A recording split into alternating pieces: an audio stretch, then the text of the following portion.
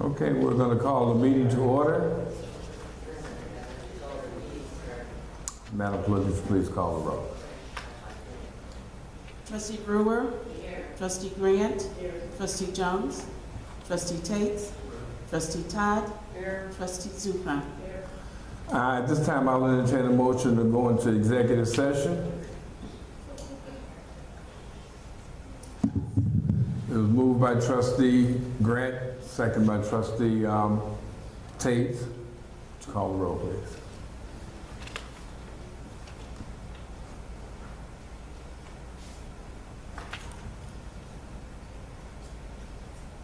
Trustee Brewer. Yes.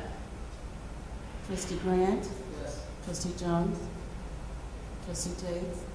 Yes. Trustee Todd. Yes. Trustee Zupan. Yes. Motion is carried. We're going into executive session. We'll be back soon.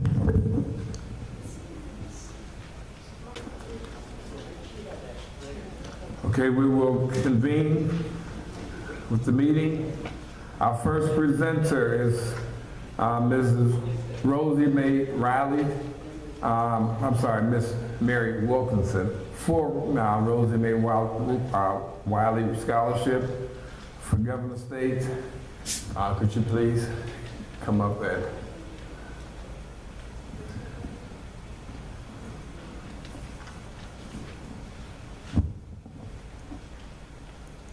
Is that mic on?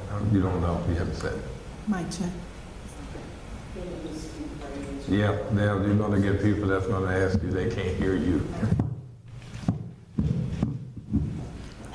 Mic check.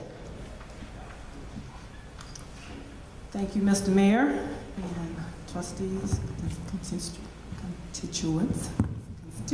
Thank you. My name, of course, is Mr. Mayor said, Mary Wilkerson, and I am the daughter of Rosie Mae Riley. The scholarship that is named in her name at Governor State University. Governor State University is the university that serves the Southland community as well as Chicagoland. Most students, as President Mayman, the president of Governor State, has stated, if students don't go to Governor State from this area, they go nowhere. That's their option, is nowhere. Most students who would go to college had an opportunity to go, or have an opportunity to attend college, but can't afford to go other universities and do not go to Governor State, will end up going nowhere. So that's one statement that she always, Dr. Mayman always states and lets us know that we are benefiting not only the Governor State, the Southland, but all of Chicagoland and the suburbs. We have students that come from, it's a diverse platform for students from all over, okay? So I brought some information about Governor State because I want you to understand, first of all, where we're coming from. I am an employee of Governor State for 12 years. My husband retired after 24 years of Governor State. I have been a resident here in Sauk Village since 1994. Not just a resident, but a homeowner here. And my mother was very instrumental in helping me to buy here because I had a very limited illness when I came here and bought on this property in this village. So when I look back at my mother after losing her, I know that she's been instrumental in my life, all of my life. And she has always been one to advocate education. That's her legacy, because she was a sharecropper's daughter. And as a sharecropper's daughter, she and her siblings had to quit elementary school so that they could help the family to provide for the family in the South.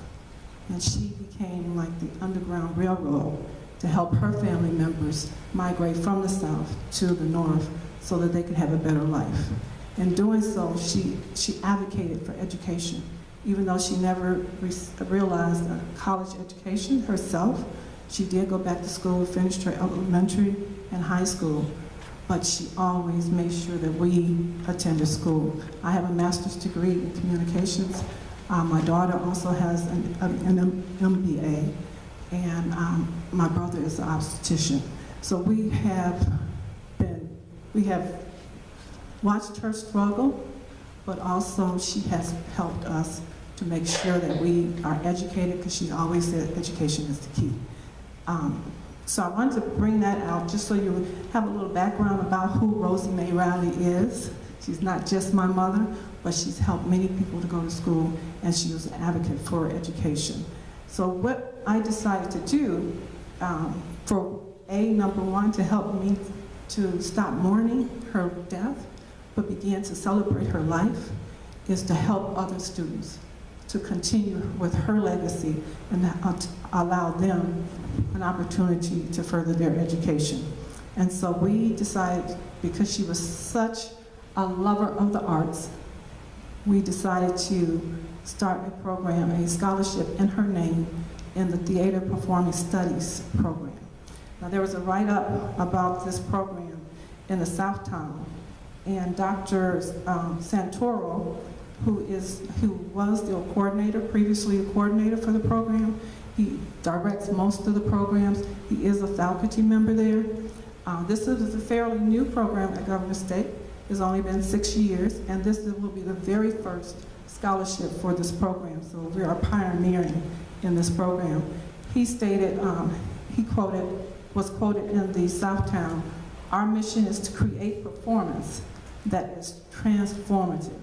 So it's very important that we first of all recognize that art is very important to education, all forms of education, but also that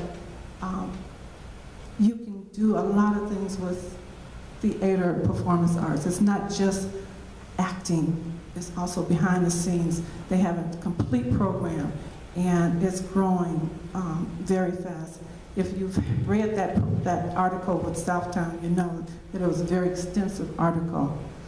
And just to share also with you, I did bring some articles for you, some copies for you as well. But just to let you know what the mission of Governor State is, their mission statement is committed to offering an exceptional and accessible education that prepares students with the knowledge, skills, and confidence to succeed in a global society. That's Governor State's mission. And their vision for 2020 is that Governor State will create an intellectually stimulating public square, serve as an economic catalyst for the region, and lead as a model of academic excellence, innovation, diversity, and responsible citizenship. So I come before you and thank you for this opportunity to present the trustees and constituents, why am I having a problem with that tonight, to ask you to please promote this scholarship program in our village. Give me opportunities to promote it when I come before you, offering creative ideas where we can promote it, but also to support it. To support this opportunity, because it will benefit students for years to come, forever. As long as we can build it to the full endowment, every year we will have a scholarship to present to students to allow them to help pursue their aspirations and goals. Do you have any questions for me? I do. I have a couple. Do you have the parameters on which someone could obtain this scholarship? Yes. The scholarship, Governor State University has many scholarships, okay, but they're for different programs. As I stated, this is the first scholarship for this program. There will be criteria. Students will need to submit an essay to the foundation. My family and I cannot view the essays. We cannot help to determine who will receive the scholarships. It will be based on the committee that is set up at Governor State University through the foundation. And how do we get the applications? So I disseminate them, I can leave them at the desk, or can you drop some applications by, so we can disseminate them throughout? Right now, Mr. Mayor, we're in the building stage. Okay. Okay? We are asking for donations. Our very first kickoff celebration was April the 5th, and it was for the for colored girls who committed suicide when the rainbow was enough. If you're familiar with that poem, a choreo poem, I see you smiling, Clerk Marva. That program, which was the spring production for Theater and Performing Arts Studies, was dedicated to this scholarship. And that was our first benefit, official benefit. I've been raising funds since we started in the fall.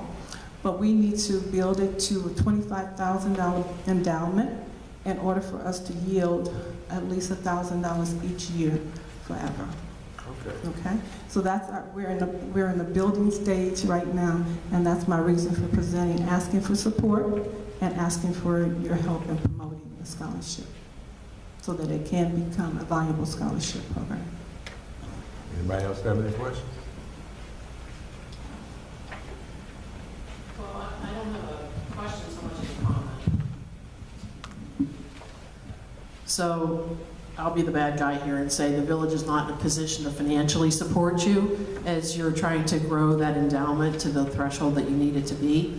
But I personally am not opposed to promoting the foundation and the scholarship. I'm hoping that you've already established yourselves as a 501c3 organization so that you can, go out and solicit fundraising and have it be something where individuals can contribute and have the tax benefits associated to that. So just those comments from me. Thank you. Thank you. Thank you for saying that. Yes, Governor State University is a 501c3. The foundation is set up, and the scholarship is under their leadership, if you will, for lack of a better word right now. The scholarship goes directly, any funds donated to the scholarship, building the scholarship, will go directly to Governor State's Foundation. There's a link with the Rosie Mae Rowley Scholarship name on it, and it is tax deductible. Okay, That is so you're correct. going through the Everything's going through the university. Yes, ma'am. Creating your own foundation. Okay. I am not acting alone. Yes. This is all through Governor State University. Did I send enough? Oh, thank you. There is a link with the Rosie Mae Rowley if you look in the white box. And it goes directly to a fund page at Governor State. And the foundation handles everything and even reports to the government. Okay. So it is tax deductible, yes. Okay. So the limitations of the law, of course, depending on what you are eligible to receive deductions for. And what you get in return. Exactly. Yes, Governor State has been around since 1969. 1969. They're coming up on their 50th anniversary. So you're looking, once you've got it down, you're looking to do $1,000 annual scholarship. Either $1,000 for one person or $500 for two. And that's only if we limit it to $25,000. Once we reach that threshold, we can continue to grow and build and allow for more students and more opportunities. Any other questions? I appreciate your time, and I look forward to working with the village. I'm not asking for the village itself to give funds, but I certainly would like for all of the residents to know and understand that this helps our students from the school districts here in our community, as well as the surrounding suburbs. So we are building citizenships through Governor State University. Thank you. Thank you. And I'd just want to say that this is an honor that you as a citizen, and then to know that we have something of a, well, you're the resident, but local, that we can, it's not, and you're right, it's not from just, who knows, we may know people or we may belong to some groups or whatever that, that this may be able to get a donation from. So trustee is correct, we cannot do that as a board or as a village, but each person knows, or some people know some other people that they may be able to get contributions from some of the organizations that they may be involved in. And the same thing with the residents. They may know somebody that may be looking for a charitable organization. So. And thank you, Mr. Mayor. I'd just like to say also, thank you, that I would love to be able to speak to the different school systems, you know, talking with the parents as well, because their students are the ones who will benefit not only from this scholarship, but other scholarships. Many students go to Governor State and not realize that there are scholarships available. Correct. They have many scholarships. Correct. For many of the programs. I won't say all, because this is the first one for this program. There may be other pioneers that are coming in the future, but we have many scholarships that are available at Governor State. And I don't want to misquote, but they just recently published for students to apply for the scholarships for this fall, and there was a very high number. So scholarships are available at Governor State University. We have one student that is our Lincoln Laureate this year. Dr. Mayman announced in one of our meetings last week that he will be leaving school after because now Governor State is a four-year university. This is our first freshman class that will be graduating this year, and he is leaving school with debt-free, completely debt-free. That's phenomenal. That is, that is phenomenal. Ms. Wilkerson, thank you so very much, and we'll be in touch. I'll try to get some numbers for you from School District 206, so you can basically talk to their superintendent or whoever it is they need to talk to, so you can do a presentation there. Fantastic. Thank you, Mr. Mayor. Thank you. all.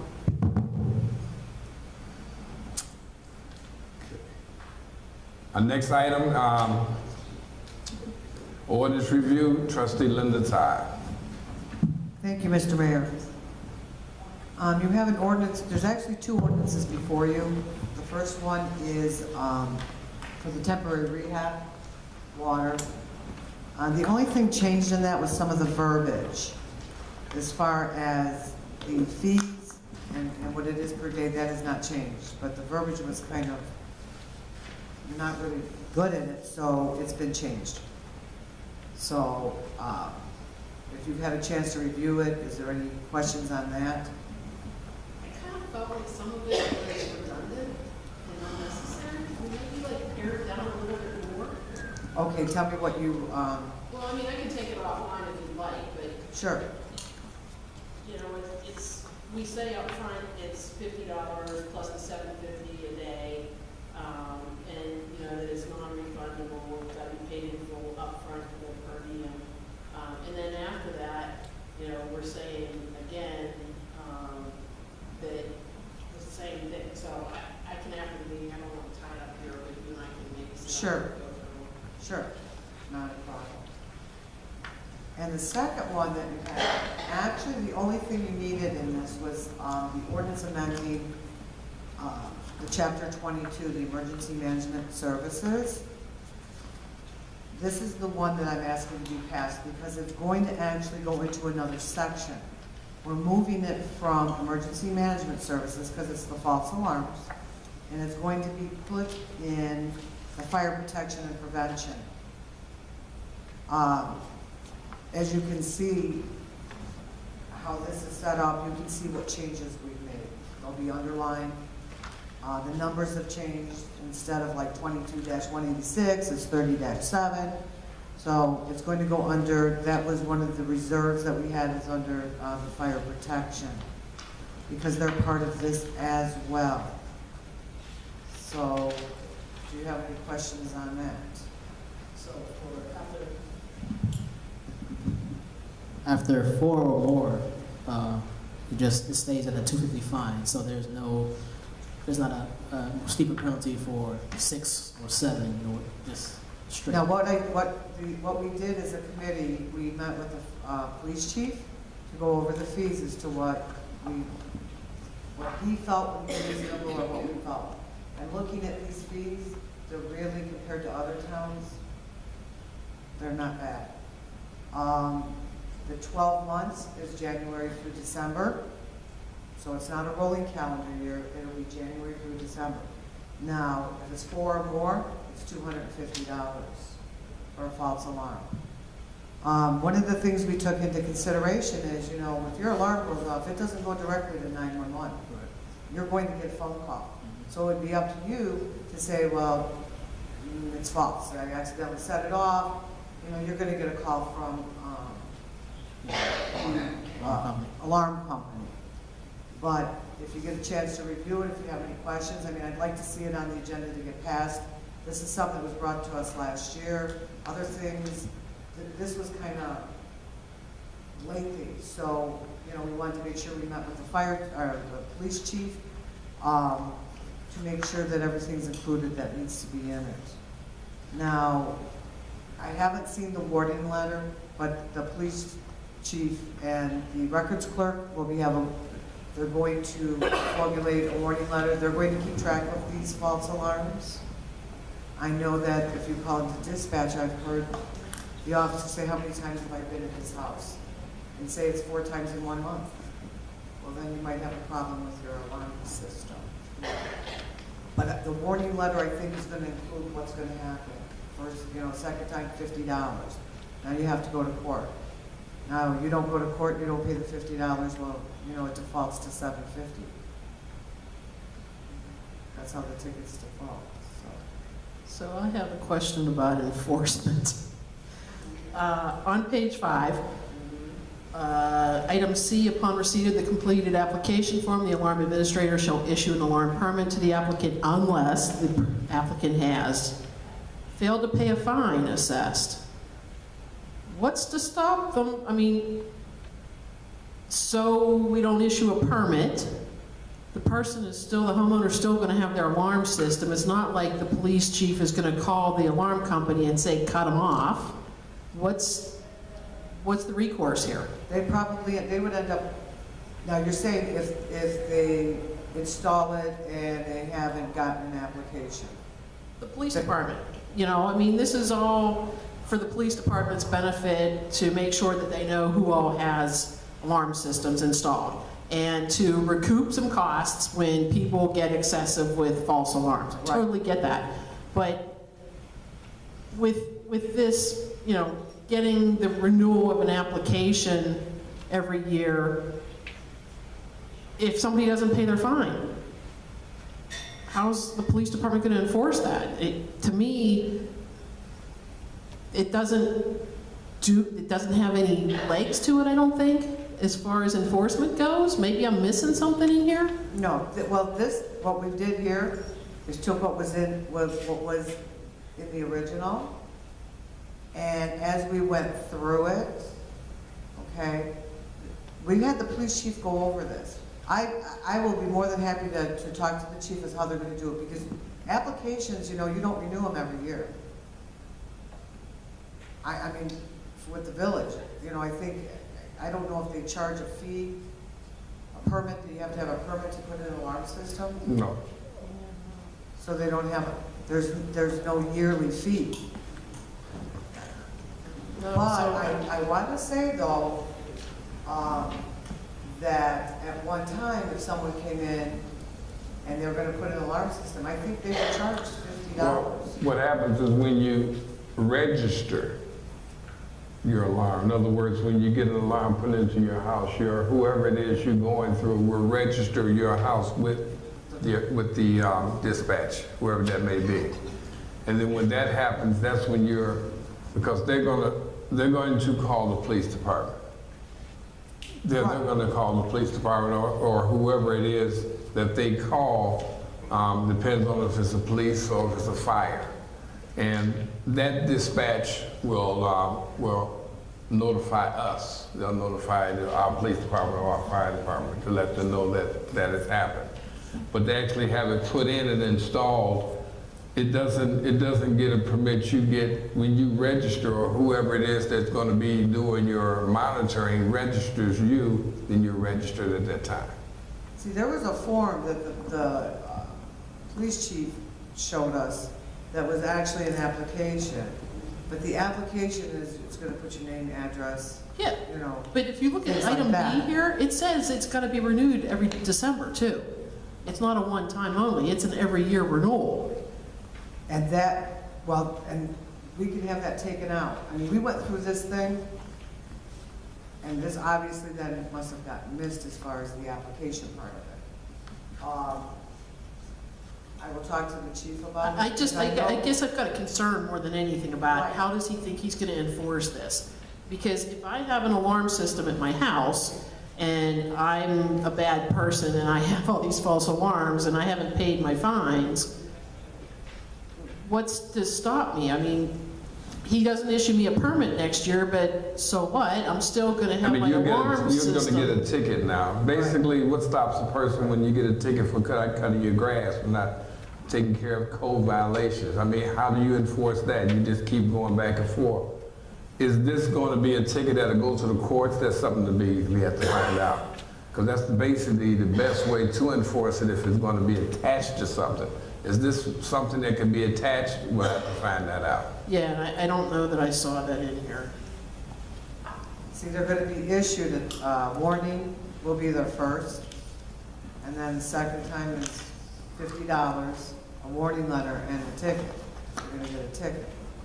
Now, as far as permits, we're not aware that they even issue permits. I think at one time they did, they had them fill out, this has been a long time ago. Right, because It's a long time ago, because I don't have a, I mean, I haven't had to fill out Me anything either, on so. mine, because I had it for, Fill out your name and address so they knew you had it. right, that's what it was. But now they're going to get a ticket, so they come to your address and you're 4 or 5 times, now you haven't paid, I mean, if you don't pay the $50, say you get a $50 ticket and you don't go, when it goes to court, it's going to default to $750, because that's what the tickets default to, whether it be.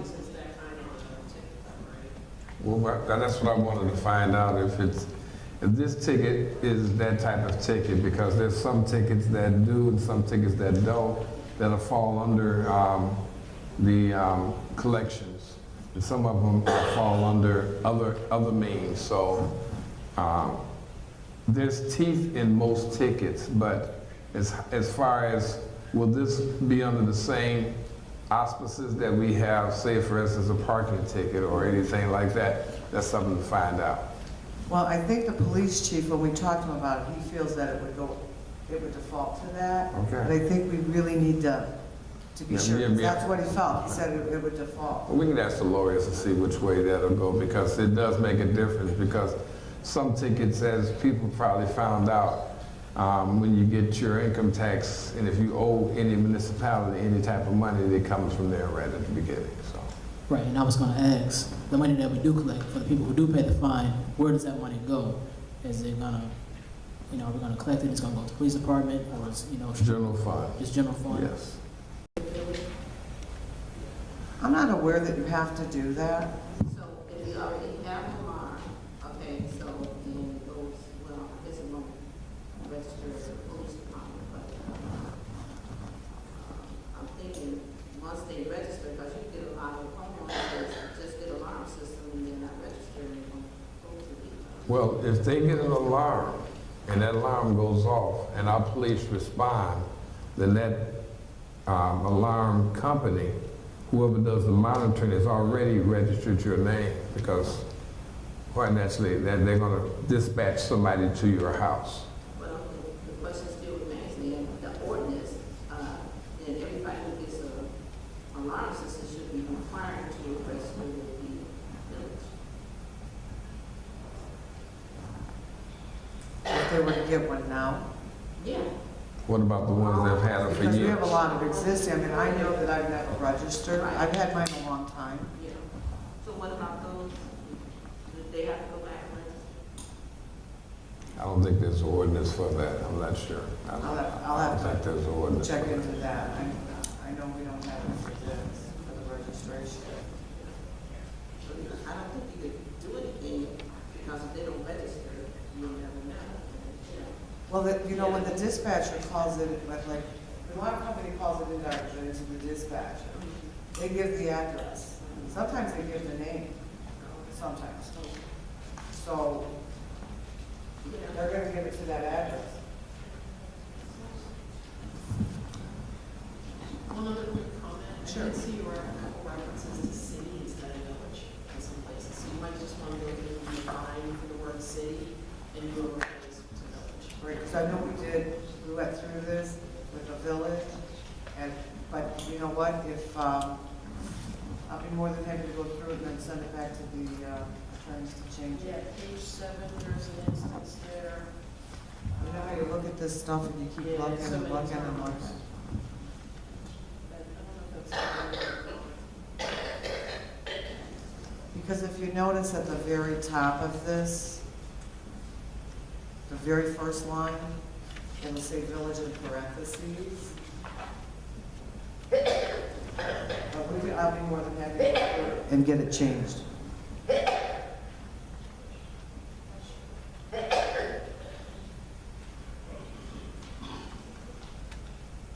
there anything else? Is that it? That's it. All righty. Do you feel that you'll be ready next week? Okay, we'll put both of these on the agenda to be voted on.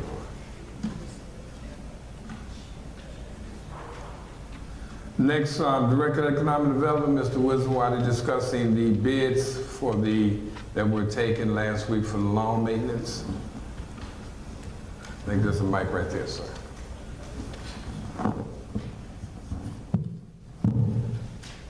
Well, good evening, everybody.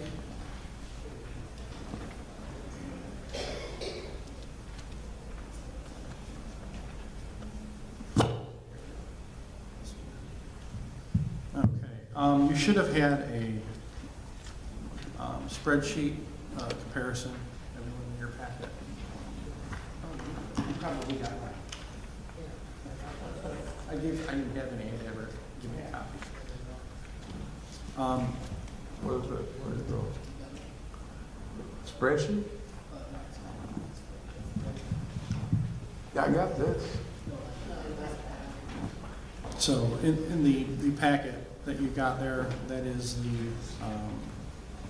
proposal that was submitted by Laurel Four Seasons Lawn Care.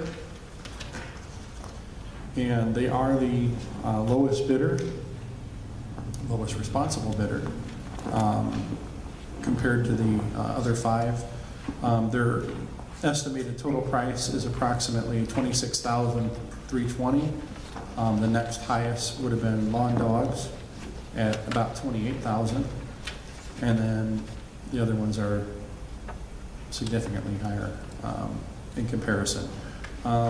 One thing that they did not provide, which was not required in the RFP, was a requirement for additional cleanup. That might be something that we want to address, having debris cleaned out of yards and some of the vacant homes that we have in the RFP. That might be something that we would take into consideration and have them provide us a cost for those as well. PLS Services out of Chicago provided actually the highest bid, but they had a really complete, neat photographs package that it was really well done, their proposal. However, it's significantly higher compared to Laurel Services. So I provided you each a copy of the proposal. Laurel provided a narrative on the first page, as you can see there. He has provided references in addition to the cost for the services that they plan to provide. You'll notice in the spreadsheet that the initial cost for the cut is higher than Lawn Dogs, but only because I added $10 per lot more, because as you can see on Exhibit B, he said between $5 and $10 more. I just took the worst case scenario for the purposes of the comparison. So that's why there's a little bit of a difference for that initial cut. When we compare these dollar for dollar, just to kind of give you an apples comparison. So my recommendation to the board would be to award the lawn maintenance contract to Laurel Four Seasons Lawn Care at your next meeting.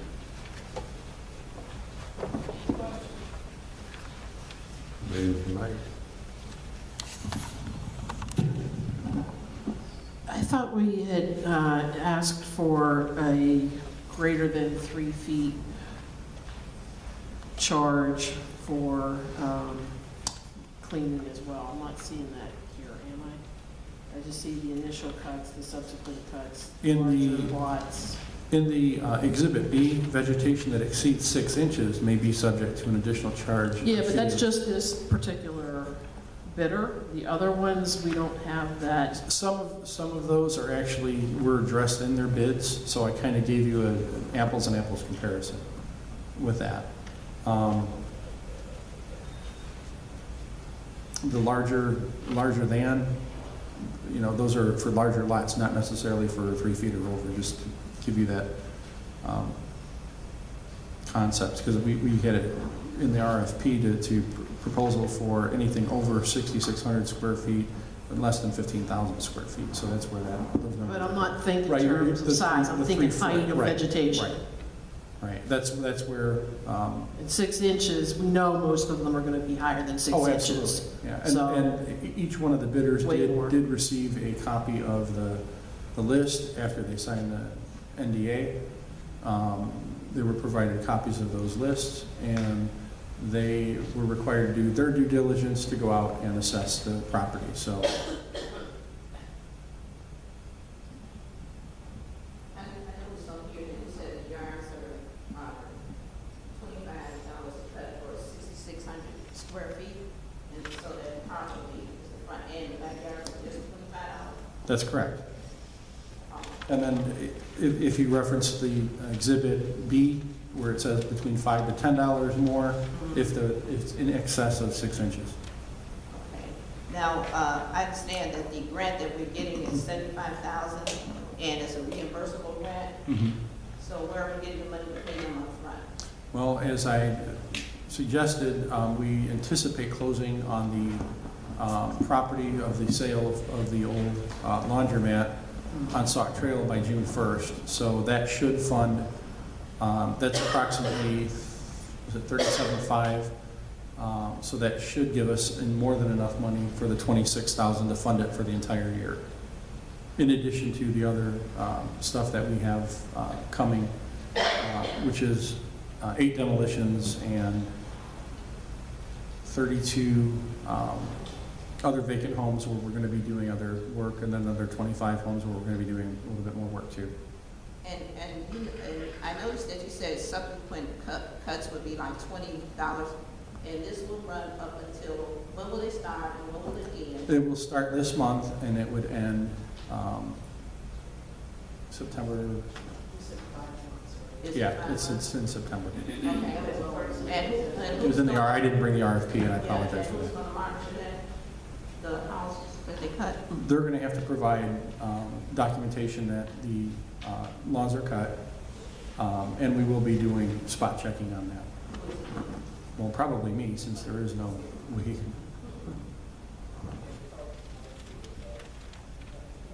Are they cutting it every week? No, they're going to be doing every 2 weeks, so they'll be doing 2 cuts a month. Which in the past, I think they were doing, and I don't know how the public works are scheduled when they had the summer help, or whether they were doing once a month or how often they were doing it. So we're trying to do it on a regular basis as opposed to just, you know, sporadically doing it on these homes.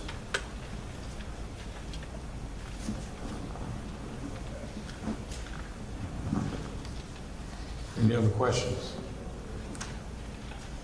Okay, we'll put this on the agenda for Laurel Park, I'm sorry.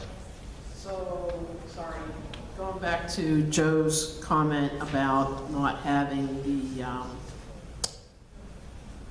the one item covered.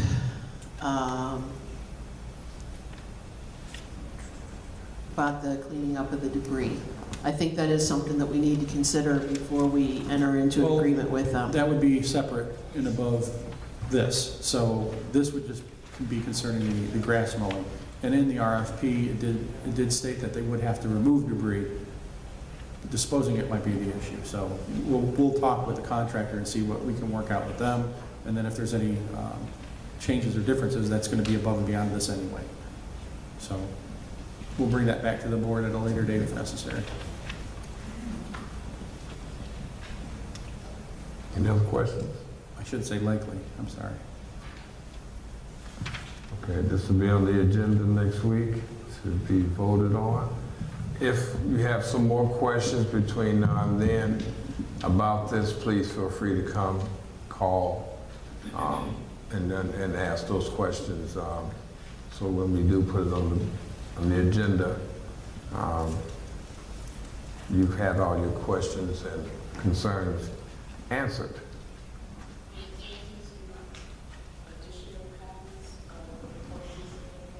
What do you mean additional? Well, oh, you asking that next week, do they need another copy of the same? Of which one? Are you looking for the double one, or are you looking for this packet? Okay, I'll ask the trustees, do you guys need another copy, or will this copy that you have suffice for next week's presentation? Mr. Mayor, if I may, we could put a simple resolution together, just accepting the offer, if that would make sense. Or accepting the proposal, I'm sorry. But that would be your call. If you I want. mean, it's basically it's into a contract. I don't know if we really need a proposal, because if we get a resolution, because if we do that, then it would have to go before. Well, right, but this is going to, okay. Then we'll do that, but then it has to be, I wanted to get because now I think it may hold the process up, because I'm just wondering, will it have to go before the ordinance review? No, it would be a resolution. Okay, all right.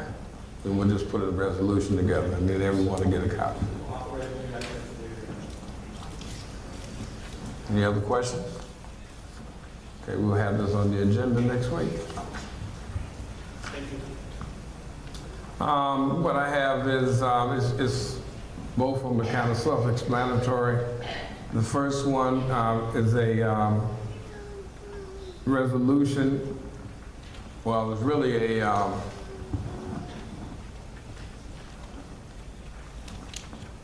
agreement with the Illinois Department of Natural Resources for excessive equipment cooperative agreement. I'm asking everyone to take a look at it, read it. It's basically that we agreed to each piece of our equipment be registered and licensed, and that license be furnished by the department and utilized by operators for this agreement. This is something new. This is what IDNR is asking all of the villages to do.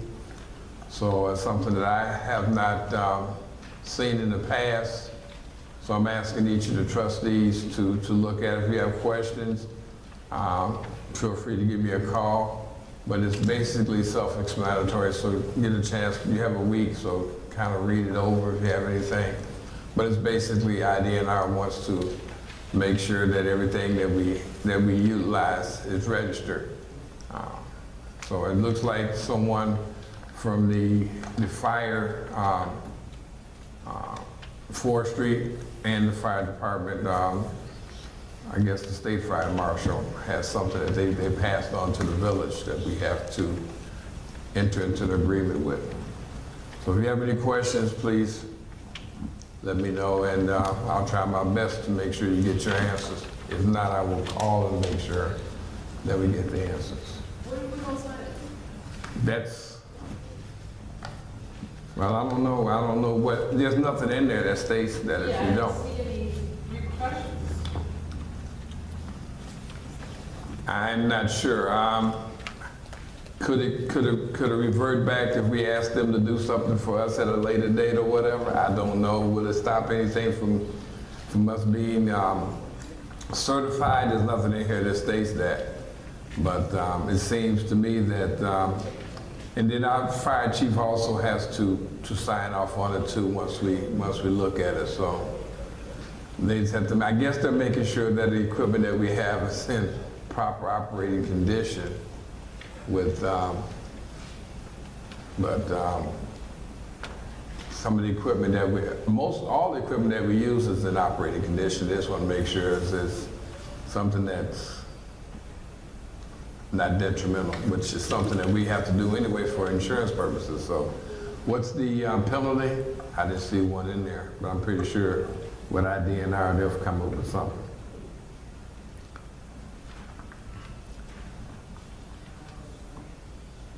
Pardon me? It could be anything. You didn't cooperate.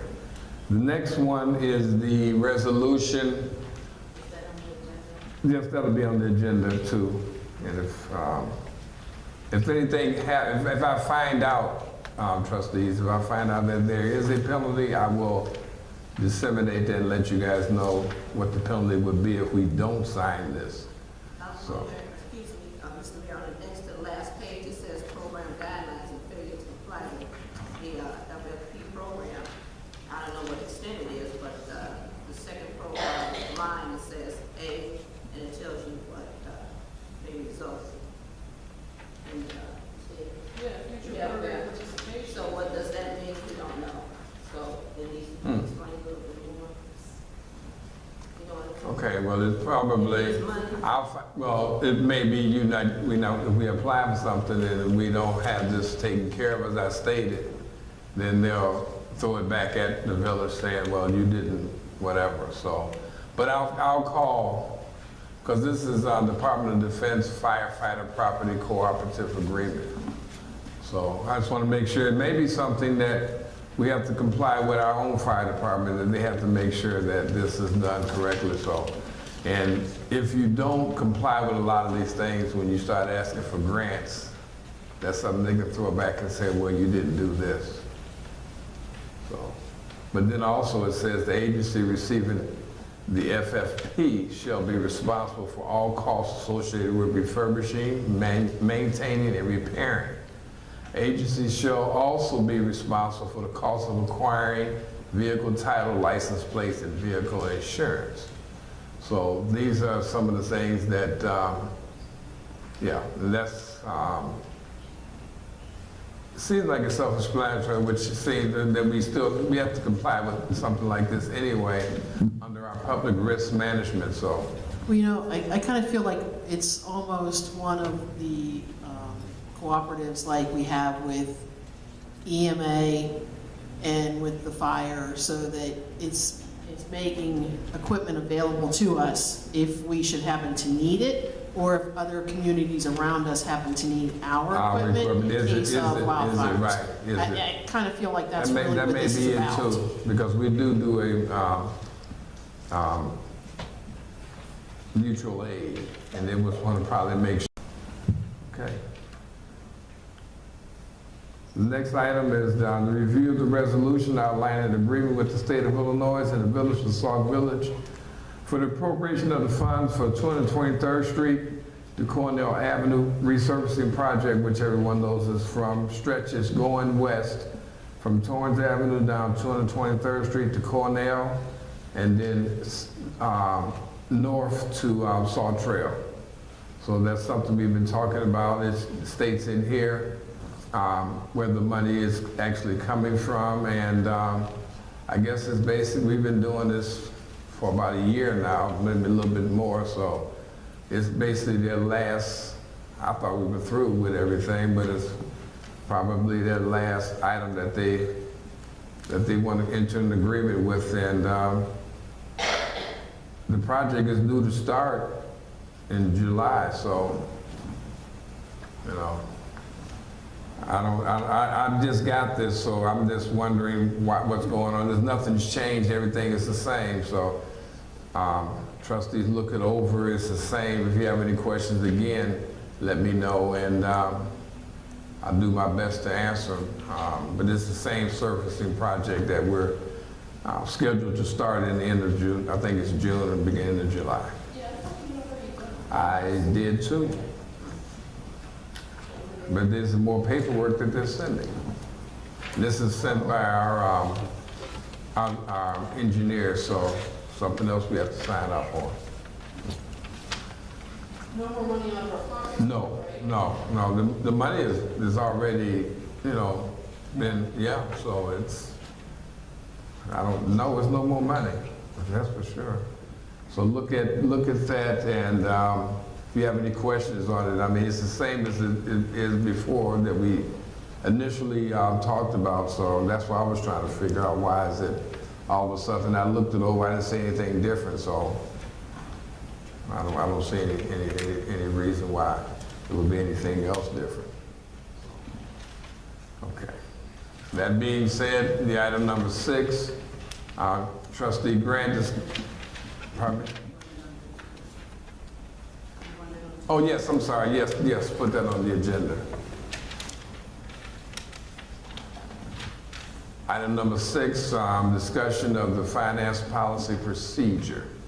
So Manual. before you is a document that my committee, along with the guidance finance director and the treasurer, have put together.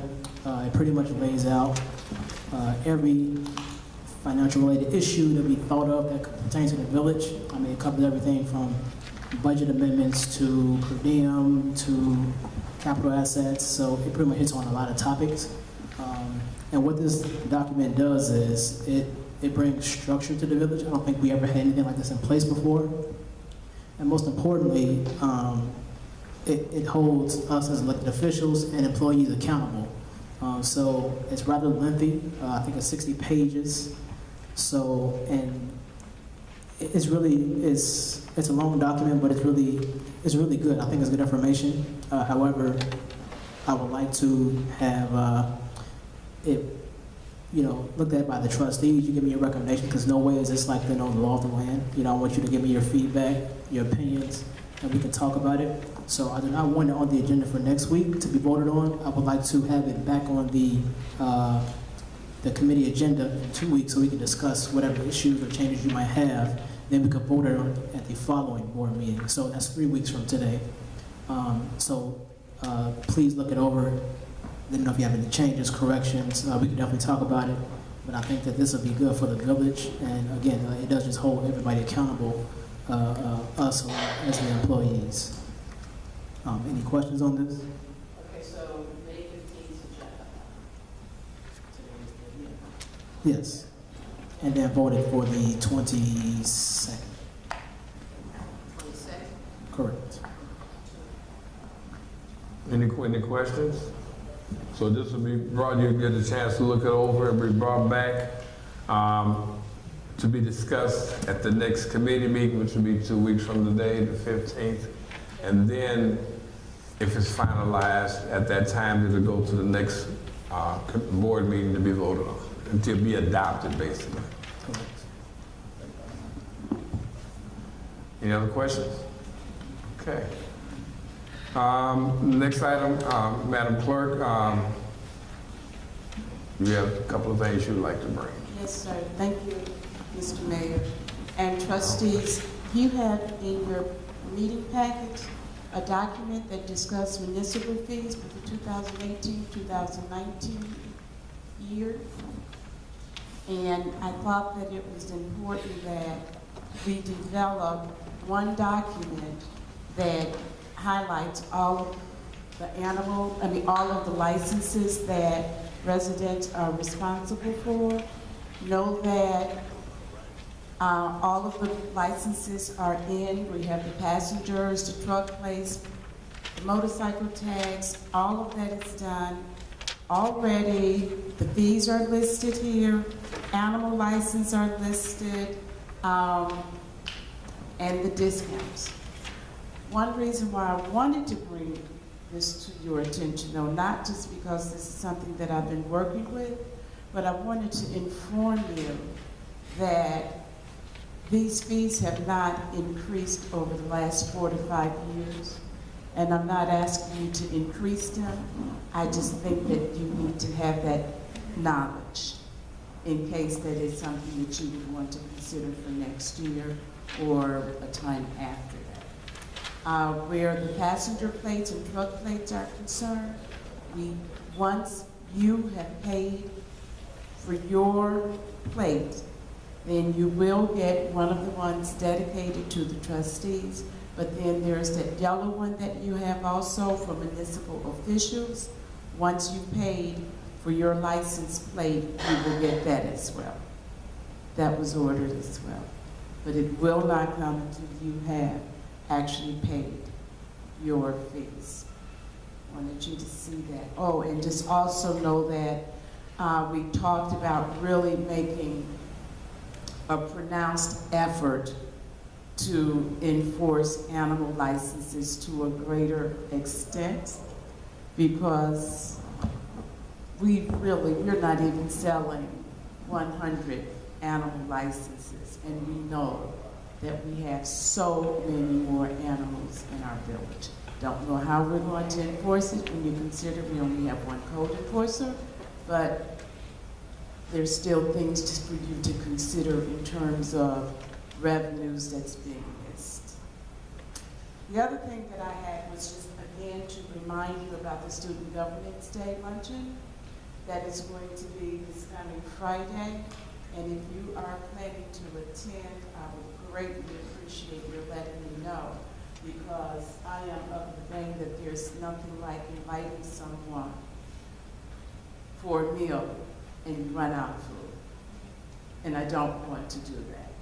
One other thing, in terms of the Student Governance Day, it's luncheon, but we're also promised the students that we would give them a tour of this facility. The mayor will not be here that day, and hopefully you don't mind me sharing that, but what that states is we need someone to provide a tour of just this facility here.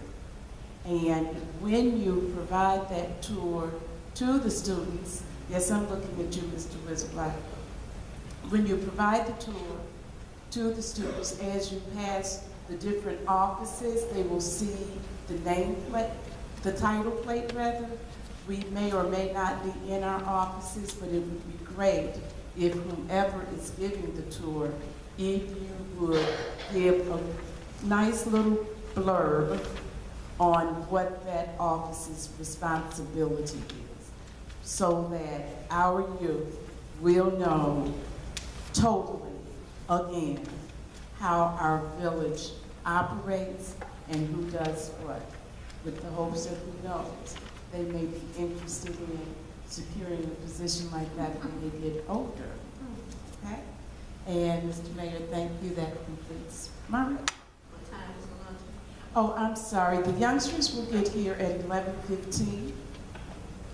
And at the time when they come, I will be showing the YouTube video from last week's meeting so that they would have an opportunity to see themselves and so that we can collect ourselves. I figured that the tour would probably take no more than 15, 20 minutes.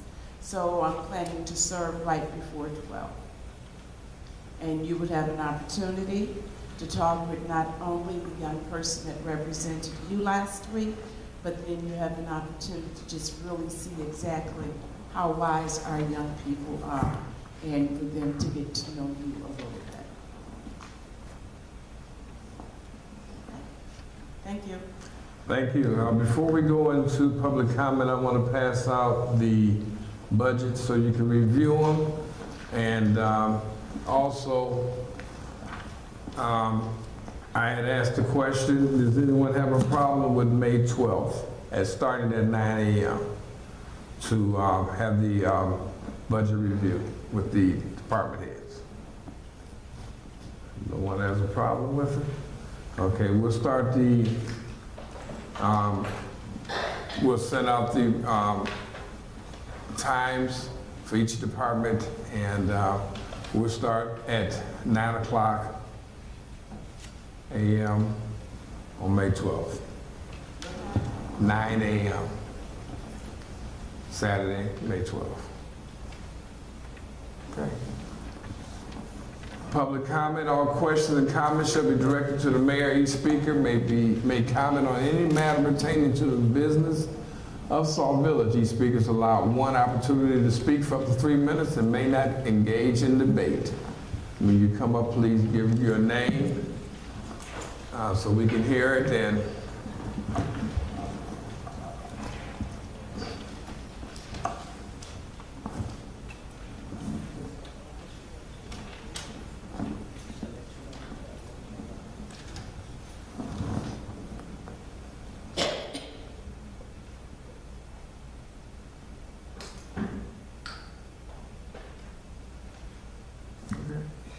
Judy Cast here. Although I'm addressing you, Mr. Mayor, my first concerns on the first topic are for the 3 trustees that voted yes for the HR ladies' involvement in the village and pay and everything else. As per predicted, we knew exactly what was going to happen, and it did. But our concern as we the people is not the vote yes, but the fact that not one of these professional, well-educated, good people didn't consider, not one time, on what the people had to say. The questions that the people asked that were not answered, and yet went to a vote and got a yes. The red flags were flying, and nobody cared. Nobody. We've asked over and over. The lady was hired through the Owens Group. She was paid by the Owens Group and the village, not only once, but twice. Therefore, she received 3 paychecks. The Owens Group fired her for that. The Owens Group said, we should sue to get our money back. But not one of you asked the question, what are we gonna do about that money? She got paid for that when she should not have. Not once, but twice. And not twice, but 3 times. But that's okay. We, the people, are looking into a class action suit. We are looking into anything and everything that we can do to see that this is taken care of. It is our money. It's not yours, it's not the mayor's. It's the village's money. And nobody cared enough to ask the question. Are we just gonna let it go? I'm moving on to the second question, or statement. I have a letter here, and I also have the paperwork that Trustee Brewer was sending out to the some of the village people that were on disability, couldn't make it to some of the things, and she was mailing out, or attempting to mail out, this flyer about CETA and other things. At the time, apparently, the mailing machine got jammed, and she was being helped to unjam it, and Sherry got suspended because she was helping a trustee. Again, we the people have a problem with the fact that our trustees cannot speak, they cannot get answers that they want, they can't get on the agenda. Something that was supposed to be on the agenda tonight is not there. And then you have nothing on the agenda for the trustees to say tonight. What's next, Mr. Mayor? Cutting off the villagers? We'll fight it.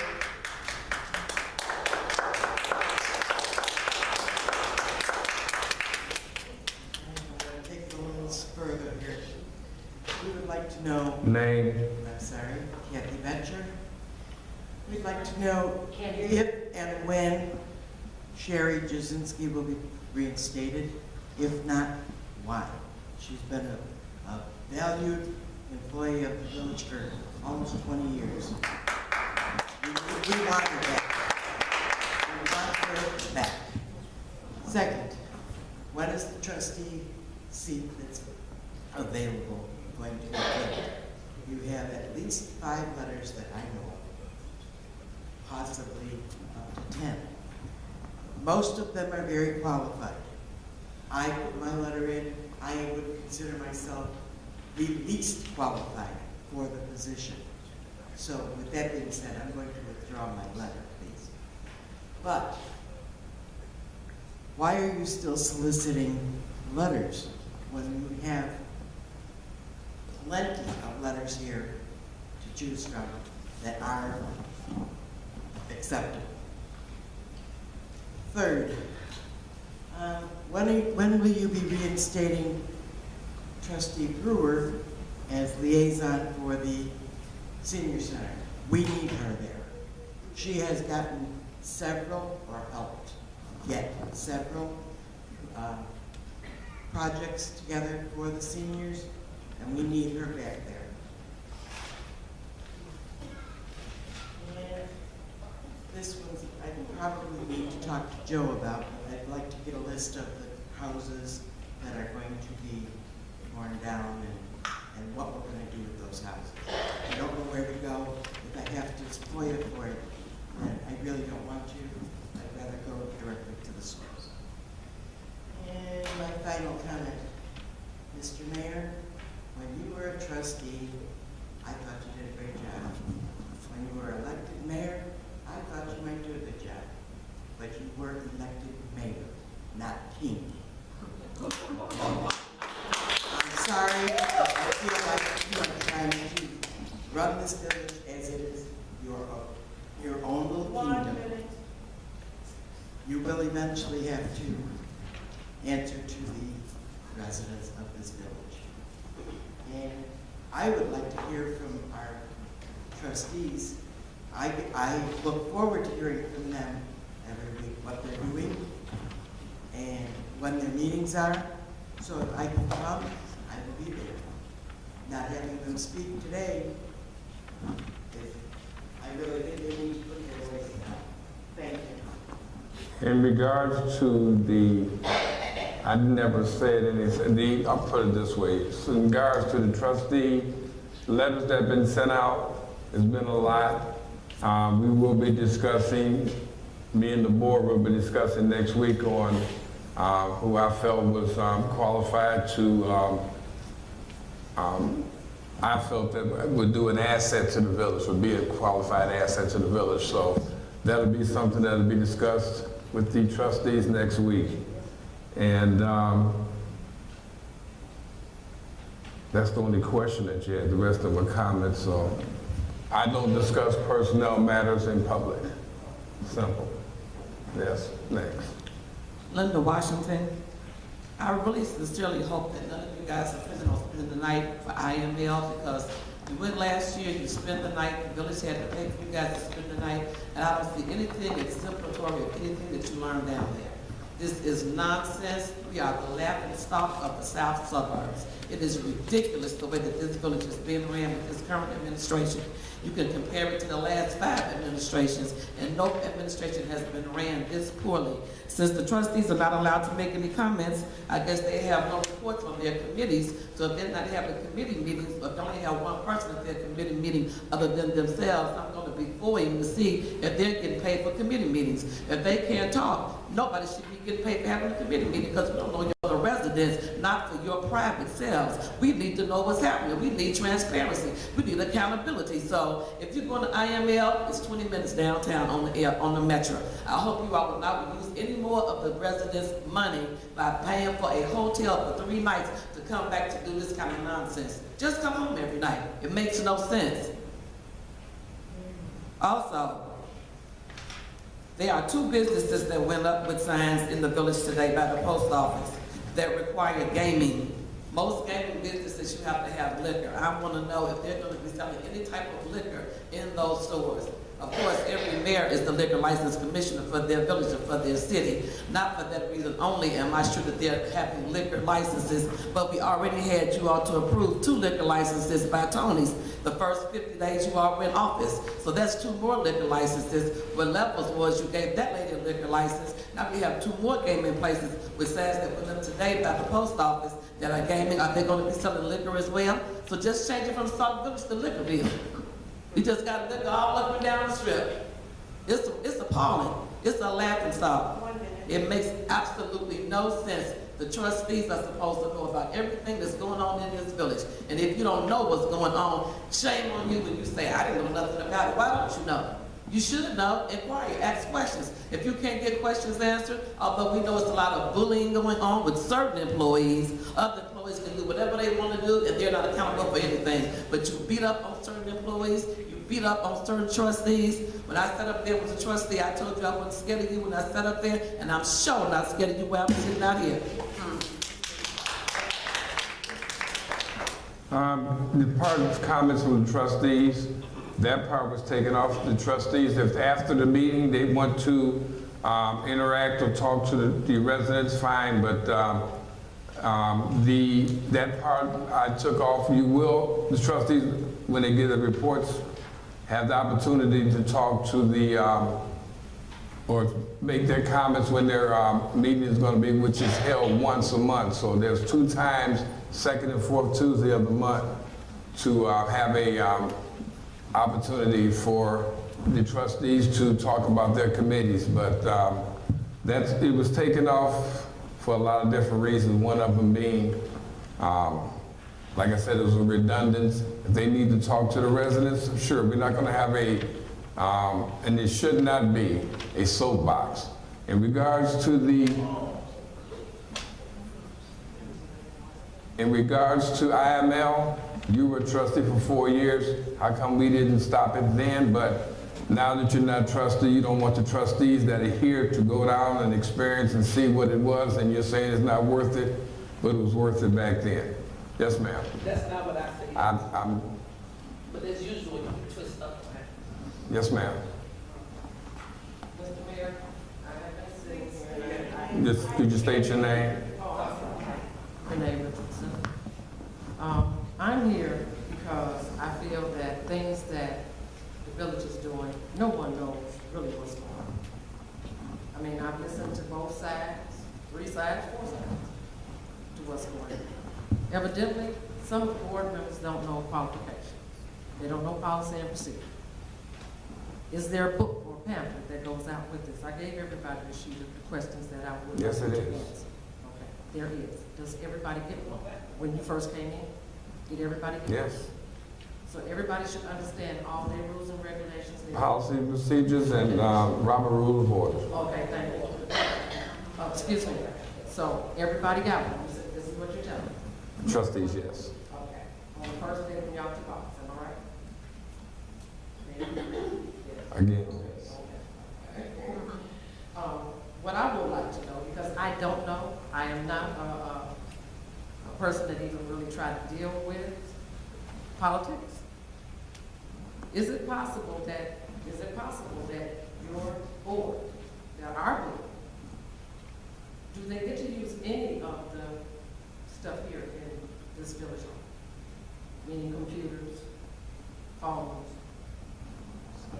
stamp machines, any of it? Do they get to use any of it? That's one. Okay. Is there standards for the board members sending out mail information to the residents? Can they do or can they not do? That's the question. And have been told to the board members what they put in here before any of the incidents that have happened in the last couple of days or weeks happened. Have the board member that this took place with, had they been spoken to? 1 minute. One thing I would like to know, Mayor, who is your frontline management person? That's what I want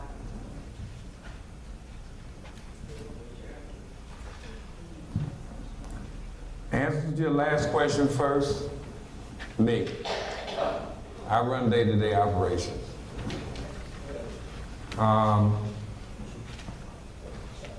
As far as using village equipment, if it's for village reasons, I need to know what it's for. I need to know why you disseminating information. Where did you get certain lists from?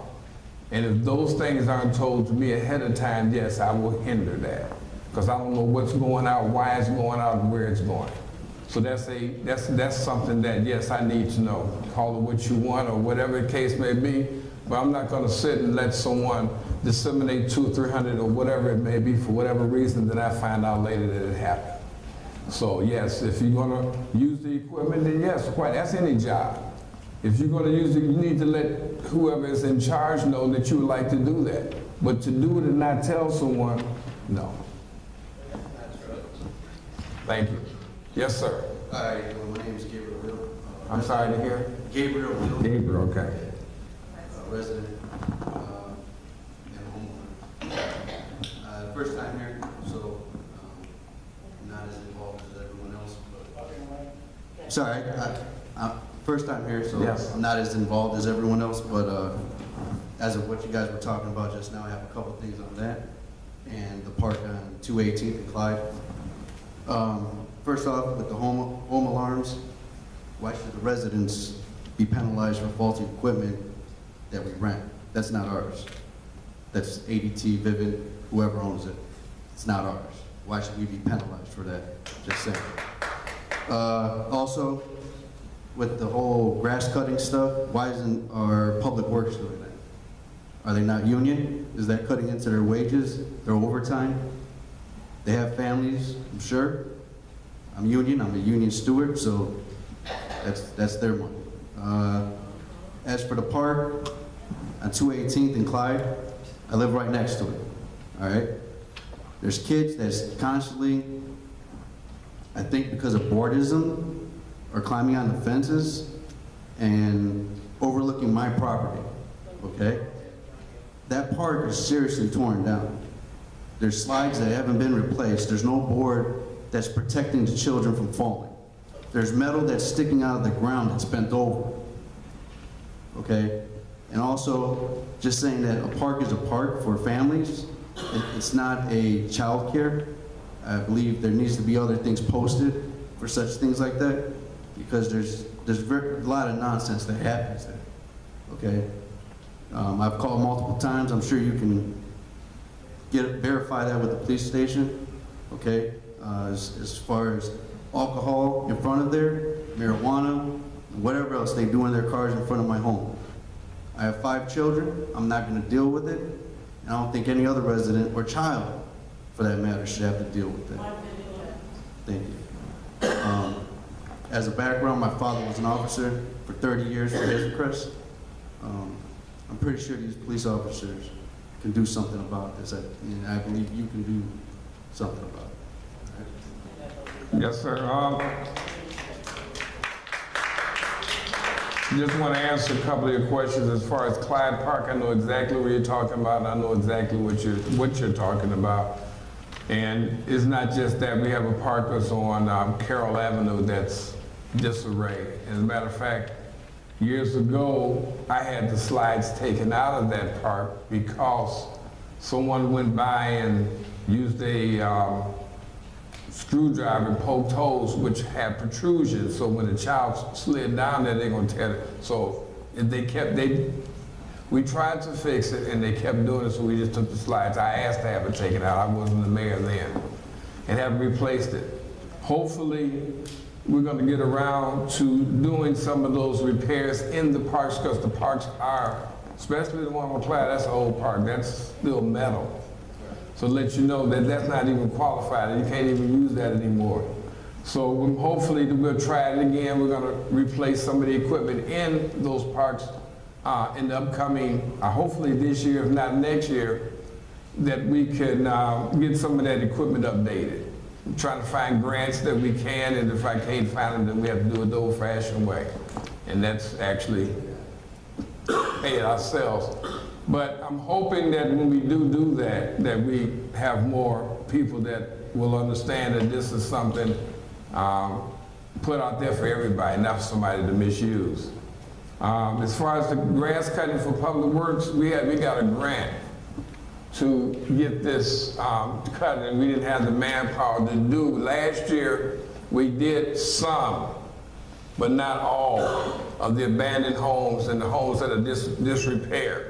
This year, I want to do more. We were able to secure a grant $75,000 to get as much cut as we possibly can. Also, with taking some of the homes that are, see, it's hard when you take a home down, you cannot get, you taking it off the tax roll. So you have to make that decision whether or not this home can be repaired. If it can be, then we hope that we can get someone to come in and fix it back, rent it out, or live in it. That's what I'm working on now. But right now, there are some homes that are just unrepairable, and it's easier to, it's very hard basically to get homes taken down because the banks go back and forth. Now, we put bids out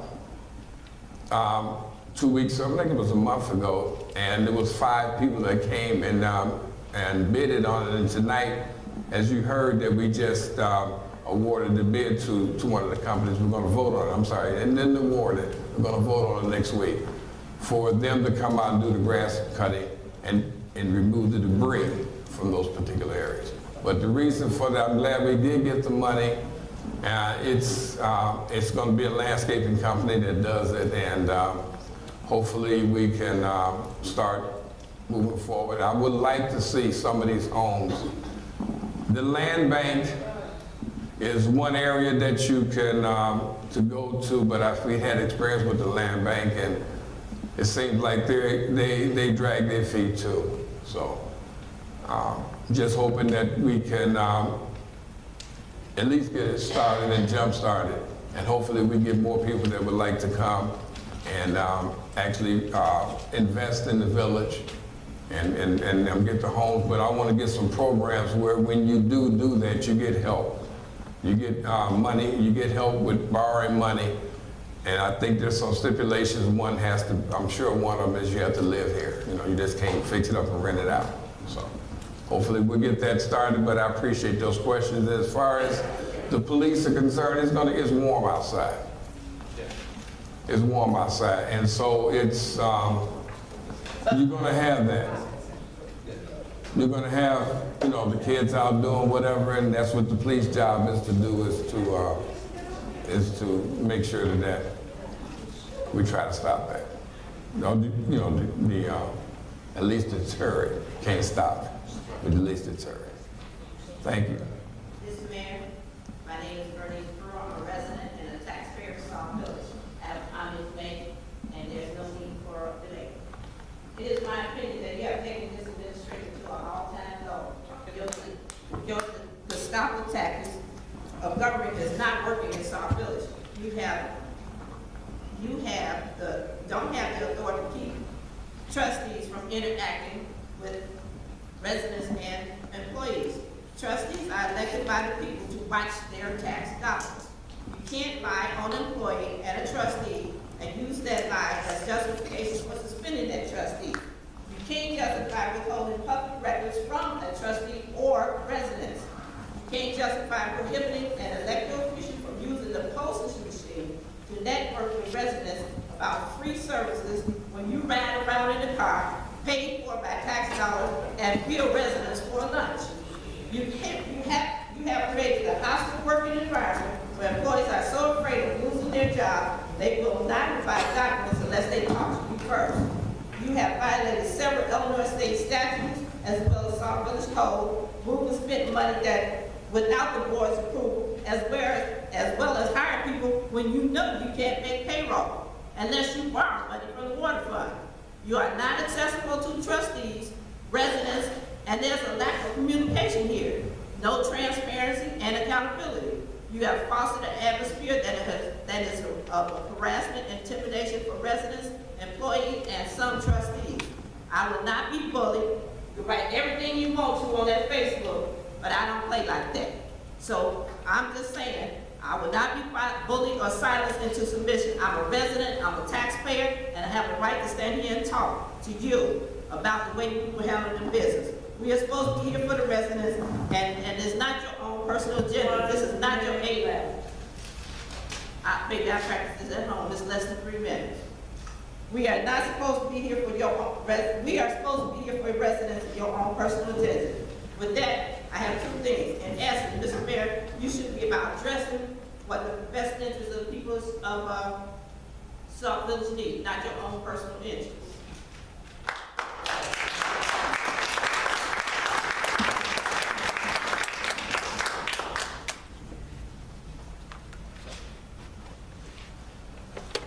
My name is Jackie Glaze. My name is Jackie Glaze. If it's redundant to hear from the trustees, maybe we don't need 4 meetings. Maybe you should cut it down to 2. If you're going to discuss the replacement for Mr. Jones next week with everybody, but you're going to make the decision, that's wrong. All of them should make the decision. Just who do you think you are? What are you doing? You hire people that should not be hired. You pay them with money that you do not have. You take money from working people, and now you've suspended Shirley. Why? She should not have been suspended. It's unlawful. In my opinion, I hope she got a lawyer.